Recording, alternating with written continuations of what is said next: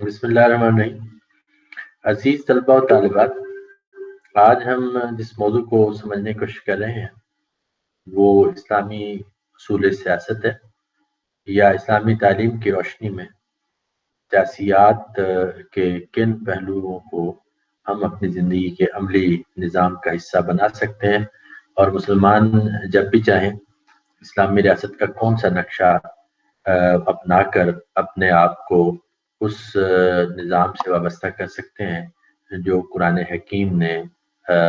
مسلمانوں کو عطا کیا ہے، اور پوری انسانیت کی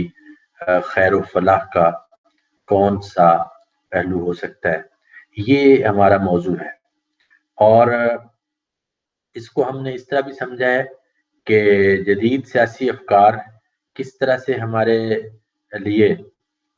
ایک وینیو کھولتے ہیں کہ ہم مسلمان ہونے کے ناطے نہ صرف یہ کہ امت مسلمہ کی اپنی جو تاریخ ہے اس کو دیکھ کر، اس کو جان کر ہم یہ سمجھ سکیں کہ ریاست کیسے تشکیل پاتی ہے،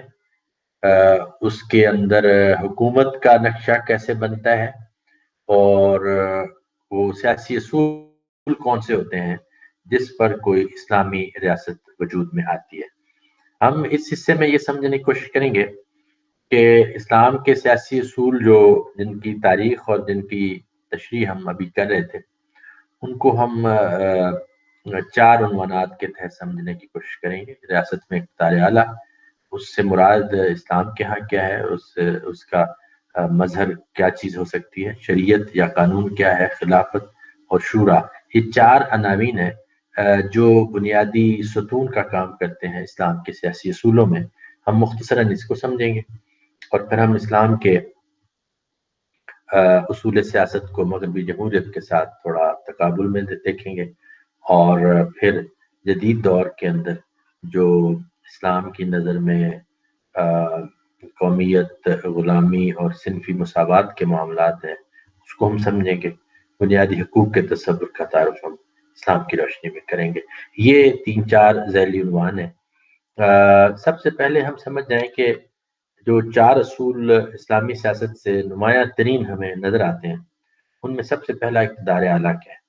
اقتدار اعلیٰ سے مراد وہ قوم کی یا ریاست کی خود مختاری ہوتی ہے جس پر وہ تمام فیصلے کرتی ہے اور قانون نافذ کرتی ہے۔ اقتدار اعلیٰ کے بارے میں، یا جو اس کو انگریزی میں سوورنٹی کی اصطلاح استعمال ہوتی ہے، اس سے مراد ہوتا ہے کہ وہ اقتدار کے جو سب پر حاوی ہو مگر اس کے اوپر کوئی اقتدار نہ ہو۔ اصولی اعتبار سے دیکھیں تو قرآن حکیم سے یہ معلوم ہوتا ہے کہ سب سے بالا اقتدار تو اللہ تعالیٰ کا ہے، اور اس سے اوپر کوئی اقتدار نہیں ہے۔ ہاں، جب وہ زمین پر اقتدار انسانوں کے حوالے کرتا ہے وہی رب، تو پھر اس کو وہ امانتاً انسانوں کو عطا کرتا ہے۔ اس کا مطلب یہ ہوا کہ انسان کا زمینی اقتدار اللہ کے عطا کردہ اقتدار کا ایک جز ہوتا ہے، اور اس کو انسان کو اختیار یہ ہے کہ وہ اس اقتدار کو انسانیت کی فلاح کے لیے اور انسانیت کی خدمت کے لیے، انسانیت کی اصلاح کے لیے وہ استعمال کرے، جو بھی حاکم ہو، اور وہ اپنی رعایا کے سامنے جواب دہ ہو اور اپنے رب کے سامنے جواب دہ ہو۔ اس کو ہم اسلامی اصول کے تحت اسلامی اقتدار اعلیٰ کہہ سکتے ہیں کہ کائنات کی ملکیت، قدرت اور کائنات کا قانون اور نظام وہ سب رب العالمین کا، اور رب العالمین نے زمین کے ایک ٹکڑے پر جب مسلمانوں کو وہ خلافت دیتا ہے، اقتدار عطا کرتا ہے، تو اس میں رب العالمین کی طرف سے مسلمانوں کی ذمہ داری یہ لگائی گئی ہے کہ وہ اللہ کے قانون اور اقتدار کے مطابق اور رسولوں کے مطابق اس اختیار کو استعمال کریں۔ وہ اقتدار اور اختیار ان کا نہیں ہوتا، بلکہ اللہ کی طرف سے ان کو امانتاً ملا ہے۔ وہ اللہ کے سامنے بھی جواب دہ ہیں اس کے معاملے میں، اور انسانوں کے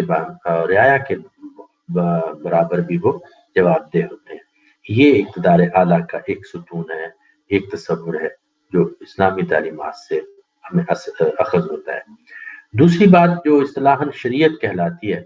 یہ قانون کے معنوں میں قرآن حکیم میں لفظ شریعت اور ہماری اسلامی تاریخ میں بھی استعمال ہوا ہے۔ قانون سے مراد وہ ضابطوں کا مجموعہ ہوتا ہے، ضوابط کا، قواعد کا، کہ جس سے معاشرہ منظم کیا جاتا ہے، جس سے جو معاشرے کی تنظیم کی جاتی ہے، معاشرے کے اندر جو حقوق و فرائض کی تعیین ہوتی ہے، اور معاشرے میں جو عدل و انصاف ہے اس کو یقینی بنانے کے لیے ضوابط اور قاعدے طے کیے جاتے ہیں۔ ان کے بنیادی اصول خالق رب العالمین کی طرف سے عطا شدہ ہیں، انبیاء کے ذریعے وہ انسانوں تک پہنچ چکے ہیں۔ اب انسان کا کام یہ ہوتا ہے، یا اہل ایمان کا کام یہ ہوتا ہے کہ وہ اپنے زمینی اقتدار اور زمینی ریاست کے لیے انہی بنیادی اصولوں کو سامنے رکھیں، اور ان کی روشنی میں روزمرہ قوانین و ضابطے تیار کریں اور اس کے مطابق ریاست کو چلائیں۔ یہ شریعت ہے، اور یہ دوسرا اصول ہے، یعنی اسلامی ریاست کو، اسلامی سیاست کو شریعت کے بنیادی اصولوں پہ ہی آگے چلایا جانا ضروری ہوتا ہے۔ تیسری چیز جو ہے سیاسی اصول میں، وہ خلافت ہے۔ خلافت اس اختیار کو کہتے ہیں جو امانتاً انسان کو ملا ہے، اس زمینی اقتدار کو خلافت کہتے ہیں جو انسان کو قدرت کی طرف سے عطا ہوتا ہے، تاکہ وہ لوگوں کی اصلاح، لوگوں کی فلاح، لوگوں کی خدمت کا کام انجام دیں۔ یہ خلافت کا عملی نمونہ، جس طرح ہم نے کہا کہ ان تمام اصولوں کی جو مظہر ہے، عملی نمونہ ہے، وہ حضور نبی پاک کی سیرت میں، آپ کے عہد مبارک میں ظاہر ہو کر سامنے آتا ہے، اور اس طرح آپ کے براہ راست تربیت یافتہ جو صحابہ کرام تھے، جو خلفائے راشدین جن میں سے منتخب ہوئے، ان خلفائے راشدین کے ذریعے بھی اس خلافت کا عملی مظہر ہمارے سامنے آتا ہے۔ خلافت کا لفظ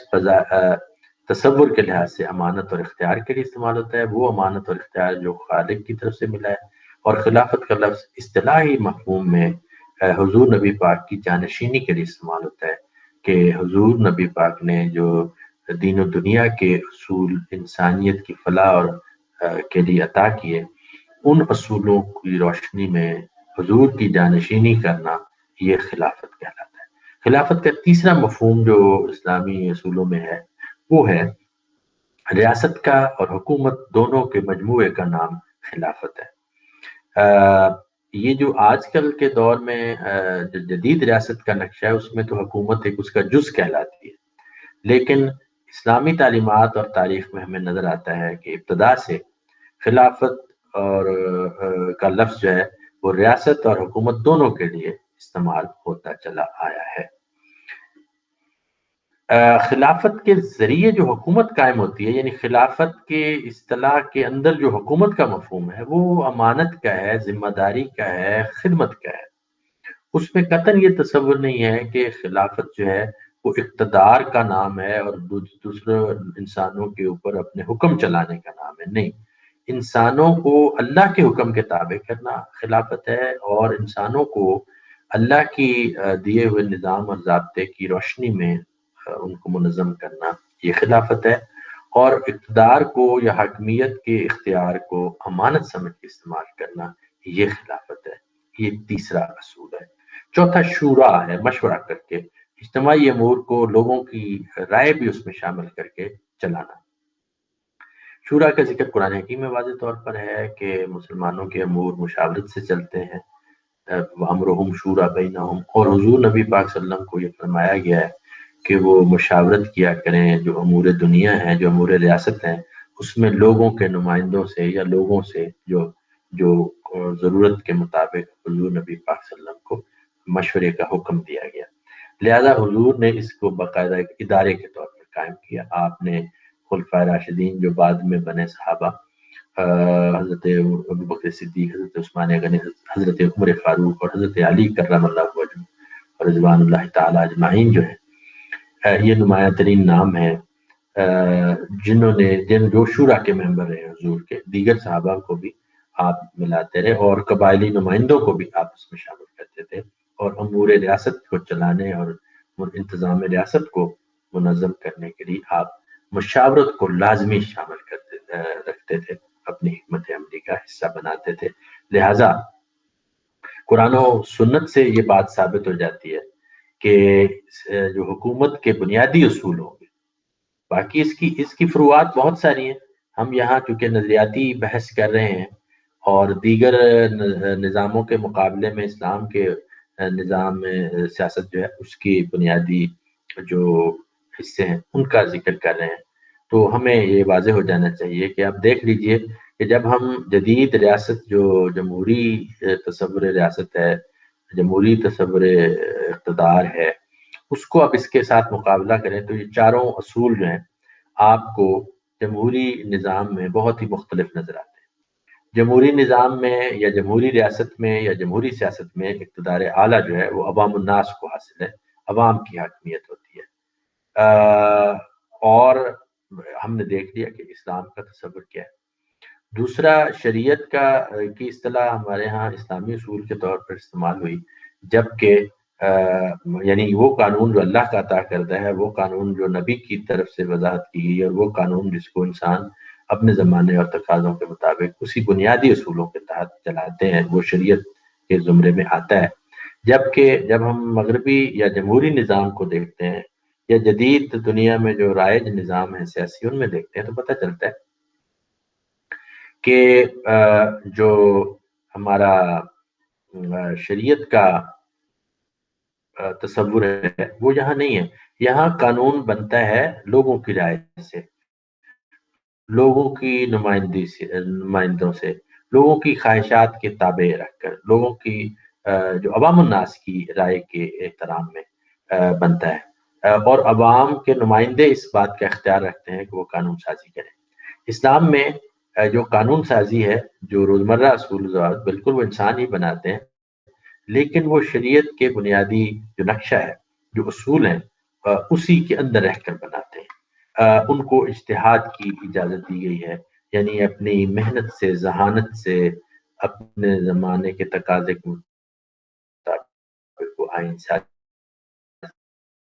کریں گے، لیکن دین کے بنیادی اصولوں کی الہامی ہدایت کے تابع ہونا لازمی شرط قطع نہیں ہے. لوگ اپنی خواہش ضرورت کے مطابق قانون بنا سکتے ہیں. یہ فرق ہے. خلافت کا تصور، جیسے میں نے کہا کہ وہ بالکل وہ تصور بھی مختلف ہے. اور ہمیں یہاں نظر آتا ہے کہ حکومت جو ہے وہ لوگوں کی مرضی کو اقتدار کا سرچشمہ قرار دیتی ہے، اور جمہوری حکومت سمجھا جاتا ہے کہ اقتدار جو ہے وہ حاکمیت ہے، اور لوگ اس کے لیے تڑپ رہے ہوتے ہیں. لوگ اس کے لیے کنویسنگ کر کے، ووٹ حاصل کر کے، لوگوں کے پاس جا کر منت سماجت کر کے، ان سے ووٹ لے کر، تو اپنے آپ کو قوی اور طاقتور بنانے کے لیے، مقتدر بنانے کے لیے جمہوری حکومت میں یہ سلسلہ چل رہا ہوتا ہے. اور جو حاکم وقت ہوتا ہے وہ عوام کے نام پر کر رہا ہوتا ہے حکومت، مگر وہ کسی بھی جواب دہی کے احساس سے بالاتر ہو کر اپنی مرضی سے قوانین چلاتا چلا جاتا ہے، حکومت بناتا ہے، حکومت کے اوپر اپنا اختیار استعمال کرتا چلا جاتا ہے. یہ تصور جو ہم نے ابھی اسلامی خلافت کا سمجھا، اس سے بالکل الٹ ہے. یہاں امانت نہیں ہے حکومت، بلکہ اختیار ہے، قدرت ہے. دوسروں پہ طاقت کا استعمال جو ہے وہ اس کے لیے جواز بن جاتا ہے. یہ تصور کا فرق ہے اسلام اور مغربی جمہوریت میں. جو بنیادی اصولوں کا فرق ہے وہ یہاں ہم تینوں ان اصطلاحات کے تحت دیکھتے ہیں. اور چوتھا شورا کا ہے. شورا ایک ایسی چیز ہے جو مغربی جمہوریت میں بھی اصولی طور پر بہت بنیادی اہمیت رکھتی ہے. پارلیمنٹ کا تصور، لیجسلیچر، قانون ساز ادارے کا تصور جو ہے، اس میں مشاورت، کنسلٹنسی، اور لوگوں کی رائے کا احترام اور عوام الناس کی رائے، اس کی بہت اہمیت ہے جمہوریت کے اندر، اس میں کوئی شک نہیں. اور یہ وہ نقطہ ہے جہاں آ کر اسلامی نظام یا اصول جو ہیں وہ جمہوریت کے نظام اور اصول کے یہ مشترک نقطہ ٹھہرتا ہے، شورا کا، مشاورت کا. کیونکہ جمہوریت کی اصل روح بھی مشاورت ہے، لوگوں کی رائے کی نمائندگی ہے. اور اسلام میں بھی لوگوں کی رائے کی نمائندگی جو ایک اختیار و تصور ہے. جیسے ہم دیکھتے ہیں کہ بیعت کا ایک نظام آپ نے دیکھا حضور نبی پاک صلی اللہ علیہ وسلم کے عہد مبارک میں بھی یہ بیعت تھی، خلفائے راشدین کے عہد میں بھی، کہ رعایا اور حاکم آپس میں ایک مقدس معاہدہ کرتے ہیں، سماجی معاہدہ، عمرانی معاہدہ، سوشل کانٹریکٹ کو اسلام نے بیعت کا نام دیا. اور جب عوام الناس بیعت نہ کر لیں تب تک وہ خلیفہ نہیں بن سکتا۔ یہ شورا کی ایک شکل ہے، عوامی رائے کی ایک شکل ہے، اور یہ عوامی نمائندگی جمہوریت میں بھی بدرجہ عدم پائی جاتی ہے۔ مسلمانوں کے ہاں یا امت مسلمہ نے جو نظام قائم کیا، خاص طور پہ خلافت راشدہ کا، اس میں بھی ہمیں یہ عوامی رائے کا احترام بیعت کی شکل میں شورا کی صورت میں یہ نظر آتا ہے، اگرچہ اس کی تفصیلات میں فرق ہے۔ جو عوامی رائے ہے یا شورا ہے مغربی جمہوریت میں، وہ کوئی بھی فیصلہ کر سکتی ہے، حلال و حرام کا فیصلہ کر سکتی ہے، لیکن اسلام میں عوامی رائے اور شورا کا جو جو مشترک نقطہ ہے جمہوریت کے ساتھ، پھر بھی ایک مختلف اصول کہاں آ کر ہو جاتا ہے، جہاں حلال و حرام کے فیصلے عوام الناس کی آراء یا اکثریت کی رائے پر نہیں ہوتے، بلکہ جو عوام الناس کے رائے ہے وہ ایک خاص درجے میں، خاص حصوں میں اس کو مکمل اختیار ہے، مگر بنیادی اصولی جو رہنما اصول جو طے ہو گئے ہیں شریعت میں، سیرت میں، سنت میں، کتاب میں، ان سے مابرا قانون سازی شورا یا جمہوری رائے سے نہیں کی جا سکتی۔ یہ فرق ہیں چند جس سے ہم آسانی سے یہ سمجھ سکتے ہیں کہ اسلام میں اور مغربی جمہوریت کے اصولوں میں کون کون سا بنیادی فرق ہے، اور کہاں آ کر کچھ چیزیں جزوی طور پر مشترک پاتی ہیں۔ جدید دور میں ایک تصور جو ہے وہ قومیت پرستی کیا ہے، اپنی قوم کو اعلیٰ سمجھنا، اپنے قوم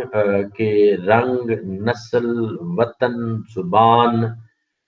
اور مذہب کو اہمیت دینا، اور دوسری قوموں کو اپنے سے کم تر سمجھ کر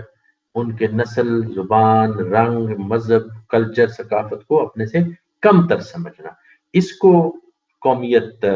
کا ایک احساس کہا جاتا ہے، نیشنلزم کہا جاتا ہے۔ اس نظریے نے جدید دنیا میں بہت گہرے اثرات ڈالے ہیں۔ اگرچہ آج کل نظریہ نعرہ لگایا جاتا ہے ملٹائی نیشنلزم کا، کثیر القومی تصورات کا، مگر حقیقت میں اپنی قوم کے ساتھ وابستگی کا جو بنیادی اصول ہے وہ آج جدید سیاسی نظریات میں بہت اہمیت رکھتا ہے، لیکن اسلام میں انسانیت ایک پوری قومیت ہے، انسانیت بنیاد ہے، پوری انسانیت کی فلاح، اصلاح اور خدمت بنیاد ہے۔ یہ ایک فرق ہے جو جدید تصورات میں اور اسلامی اصول سیاست میں ہے۔ علامہ اقبال کے شعر کی روشنی میں اس کو بہت آسانی سے سمجھا جا سکتا ہے۔ انہوں نے کہا کہ تفریق ملل حکمت افرنگ کا مقصود، اسلام کا مقصود فقط ملت آدم، کہ جو مغربی اقوام ہیں، مغربی تصورات و نظریات ہیں سیاسیات کے میں، وہ قوموں میں تقسیم کر دیتے ہیں پوری انسانیت کو، اور اسلام کا مقصود فقط ملت آدم، انسانوں کو ایک لڑی میں پرونا، انسانی اخوت میں جوڑ دینا، یہ اسلام کا مقصود ہے۔ یہ ایک بنیادی اصولی اور تصور کا فرق ہے۔ غلامی کا تصور قدیم دور سے انسانوں میں رہا ہے، آج بھی ہے، کہ جو مجبور ہوں، جو محروم ہوں، ان کو طاقتور طبقے جو ہیں وہ اپنا اسیر کر لیتے ہیں، غلام بنا لیتے ہیں، خرید لیتے ہیں، بیچتے ہیں اور اپنے کاموں میں لگا لیتے ہیں۔ اسلام نے سب سے پہلے جو تصور قرآن و سنت میں آیا وہ غلامی ہی سے آزادی کو سب سے بڑی نعمت قرار دیا گیا، اور اس کو اتنی بڑی نیکی قرار دیا گیا کہ غلامی ختم کی جائے اور انسانوں کو آزاد کیا جائے، کہ جنت کی طرف جانے کا جو راستہ ہے اس راستے میں سب سے پہلا جو پتھر ہے وہ غلامی ہے، اور قرآن کہتا ہے فک رقبہ، کہ تم گردنوں کو چھڑاؤ، اور گردنوں کو چھڑانا ایک ایسا کام ہے کہ جنت اور تمہارے درمیان حائل ہے، اگر تم یہ اختیار کر لو تو تمہارے جنت کی طرف راستہ میں آسانی ہو جائے گی اور تم جنتوں کے حقدار ہو سکتے ہو۔ اتنی بڑی بات پھر عملاً اسلامی تاریخ میں ہمیں نظر آتا ہے، سیرت پاک میں، عہد نبوی میں، خلافت راشدہ میں غلامی کو ختم کر دیا گیا، جبکہ انسانیت آج بھی غلامی میں ہے۔ جو لوگ دین اسلام کی اس سیاسی تعلیمات سے نابلد ہیں یا محروم ہیں، وہاں غلامی آج بھی موجود ہے۔ آپ نے دیکھا پوری کی پوری قومیں غلام ہو جاتی ہیں، پورے کے پورے تہذیب و تمدن غلام ہو جاتے ہیں دوسروں کے، اور آسانی سے ہو جاتے ہیں، چھوٹے چھوٹے مفادات کے پیچھے ہو جاتے ہیں۔ یہ تصور اور عملی نقشہ اسلام آج بھی انسانوں کی آزادی اور حریت کا بنیادی نظریہ وہ موجود ہے۔ جہاں تک صنفی مساوات کا تعلق ہے، یعنی جینڈر ایکویلٹی، آپ کو پتہ ہے کہ خواتین اور مردوں کے حوالے سے دو طبقات کی ایک جنگ شروع کر دی گئی ہے جدید دور میں، خاص طور پر آ کر۔ پہلے تو یہ سمجھا گیا ہے کہ یہ دو الگ الگ کچھ چیزیں ہیں اور دونوں میں کشمکش ہے، اور یہ سمجھ لیا گیا ہے کہ دونوں میں دونوں جو ہیں وہ ایک دوسرے کے اوپر غلبہ پانے کی کوشش کر رہے ہیں، اور پھر اس کے جواب میں یہ کہا گیا نہیں نہیں، دونوں برابر ہیں، دونوں کے حقوق ہیں، اور اصل میں تو مذہب ہے جس نے یہ تفریق پیدا کی ہے۔ یہ تصور بالکل غلط ہے، اور جان بوجھ کر مذہبی تعلیمات کو پس منظر میں ڈالنے کے لیے استعمال ہوتا ہے۔ حقیقت ہم سب جانتے ہیں کہ قرآن حکیم نے اور نبی پاک صلی اللہ علیہ وسلم نے پہلی دفعہ عورتوں کو بھی برابر کے شہری ہونے کا شرف عطا کیا تھا، اور عورتوں کو مردوں سے زیادہ عزت مقام عطا کر دیا تھا۔ حقوق میں بھی ان کو برابر، مواقع میں بھی ان کو برابر، اعمال کی جزا میں بھی ان کو برابر، معاشی حقوق میں بھی ان کو برابر سے بھی زیادہ بعض حوالوں سے یہ قرآن حکیم اور نبی پاک نے حصے عطا کر دیے تھے۔ اور یوں مرد و عورت کی تفریق اور تصادم اور کشمکش کا کوئی تصور نہیں۔ یہ جدید دور ہی کی ایک منفی سوچ تھی جو مغرب میں بڑے عرصے سے پنپ رہی تھی، اور اس نے 20ویں صدی تک عورت کو دوسرے درجے کا شہری بنائے رکھا۔ اسلام نے یہ بات اس کو عطا کی ہوئی ہے، قرآن میں محفوظ ہے، اور جو سنت مطہرہ ہے، سیرت پاک ہے، اس میں بڑا واضح طور پر موجود ہے کہ عورت کے اپنے حقوق، عورت کے اپنا مقام مرتبہ، عورت کے اپنے عزت، وقار، اور عورت کی جو شان ہے، وہ حضور نبی پاک صلی اللہ علیہ وسلم، آپ کے حدیث مبارک، آپ کی سیرت پاک، آپ کا خاندان میں رویہ، آپ کے صحابہ کرام اور ان کی تربیت کا نظام، سب کچھ واضح ہے قرآنی آیات کے ساتھ ساتھ۔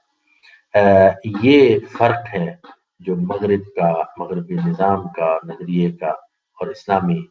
تصور کا۔ جہاں تک مساوات کا معاملہ ہے، مساوات تصوراتی طور پر سمجھا جاتا ہے کہ یہ جینڈر ایکویلٹی بہت اہم ہے۔ اسلام میں قطعاً ایسا نہیں ہے کہ یہ دونوں برابر ہر لحاظ سے۔ کسی حوالے سے مردوں کا رتبہ بلند ہے، کسی حوالے سے عورتوں کا رتبہ بلند ہے۔ اسلام انسانوں کو ان مادی چیزوں کے مطابق نہیں مساوات قائم کرتا کہ مشینی قسم کی مساوات قائم ہو جائے، ایک ہی سائز کے اور ایک ہی طرح کے، ایسا کوئی اسلام میں تصور نہیں ہے۔ اس لیے میں بڑا برملا یہ کہتا ہوں کہ اسلامی تعلیمات کی روشنی میں اگر ہم دیکھیں تو مرد و عورت برابر نہیں، مرد و عورت اپنے اپنے منصب اور مقام کے لحاظ سے اعلیٰ مقام رکھتے ہیں۔ بعض پہلوؤں سے ایک افضل ہے اور بعض دوسرے پہلو سے دوسرا افضل ہے۔ اس لحاظ سے دیکھا جائے تو کئی معاملات میں مساوات ہے، برابری ہے، اور کئی معاملات میں مساوات وہ نہیں ہے۔ خلق کی مساوات ضرور ہے کہ دونوں انسان ہیں، دونوں وہ ایک جیسے ہیں، مواقع کے لحاظ سے دونوں ایک جیسے ہوں گے، اور ان کے اعمال کے جزا کے اعتبار سے دونوں ایک جیسے ہوں گے، لیکن مقام و مرتبہ میں، منصب میں، ذمہ داری میں بہت بڑا فرق نظر آتا ہے۔ اسی طرح ان کی تشکیل ہوئی ہے، ان کی جسمانی، روحانی، نفسیاتی جو ان کی ساخت ہے وہ قدرت نے رکھی ہے، مختلف رکھی ہے۔ تو اس لحاظ سے دیکھا جائے تو مشینی طور پر ایک دوسرے کے برابر نہیں ہے وہ، مگر وہ اپنے اخلاقی اور دینی جو حقوق ہیں اس اعتبار سے برابر بھی ہیں، اور مرتبے اور منصب میں، ذمہ داری میں ایک دوسرے سے ان کا مقام مختلف بھی ہے۔ یہ تصور کا فرق ہے اسلامی معاشرے میں، جمہوری نظریہ اور نظام۔ آخری نقطہ، بنیادی حقوق انسانی ہے۔ اسلام میں بنیادی حقوق انسان کے مرتب، منصب اور مقصد زندگی کے ساتھ طے پاتے ہیں۔ انسان کی تشکیل جو ہوئی ہے، انسان کی جو وجود ہے، وہ اللہ کی بندگی اور اللہ کے سامنے سربہ سجود ہونے کے حوالے سے اور اللہ کے نظام کے مطابق زندگی گزارنے کے حوالے سے اس کا ایک منصب ہے انسان کا۔ اور اس منصب کے مطابق اس کے حقوق ہیں۔ اسلام میں حقوق کا ایک پہلو تو وہ ہے کہ یہ حقوق اور فرائض لازم و ملزوم ہیں۔ اس کی بات پہلے ہم بڑی اچھے طریقے سے واضح کر چکے ہیں۔ اسی تصور کو آپ سامنے رکھیے کہ اسلام میں حق اور فرض ایک ہی سکے کے دو رخ ہیں۔ جو کسی کے فرائض ہیں دراصل دوسرے کے وہ حقوق ہیں، اور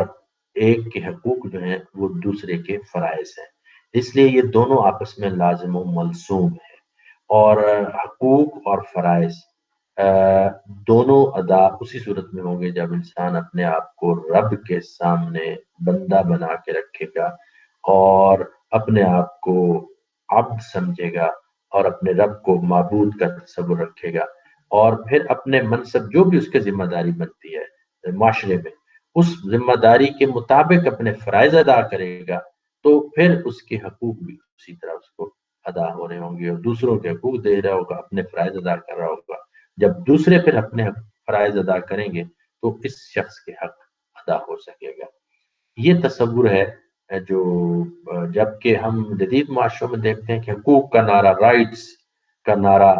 بنیادی حقوق، بیسک ہیومن رائٹس، اس کے اوپر لوگ جمع ہوتے ہیں، لوگ سیاسی تحریکیں چلاتے ہیں، لوگ جنگیں تک کرتے ہیں، لوگ احتجاج کرتے ہیں، یہ سارا کچھ۔ لیکن اسلام کا تصور یہ ہے کہ نہیں، آپ اپنے فرائض کی ادائیگی کو لازم کر لو تو حقوق خود بخود ادا ہونا شروع ہو جائیں گے، اور فرائض کی ادائیگی میں جو کوتاہی ہو اس کو قانون کے ذریعے سے اس کے اوپر قدغن لگائی جائے، اور اس کے اوپر سزا جزا کا تصور رکھا جائے، تو یہ معاملات درست سمت میں جا سکتے ہیں۔ یہ ہے جناب اسلامی سیاسیات کے بنیادی تصورات کے اصول، اور قرآن و سنت کی روشنی میں جو عملی نقشہ ہے، نمونہ ہے، وہ ہمارے سامنے آ چکا ہے۔ اب اسلام کی سیاسی تعلیمات کی تلخیص کر کے ہم نے اس کا پورا تعارف جاننے کی کوشش کی ہے۔ امید ہے کہ بہت سارے ابہامات دور ہو گئے ہوں گے۔ اب ہم پھر سوال و جواب کی طرف آتے ہیں، اور آپ کے ابہام کو دور کرنے کے لیے ہم اس نشست کو آگے بڑھاتے ہیں۔ شکریہ جی، اب آپ کے سوالات۔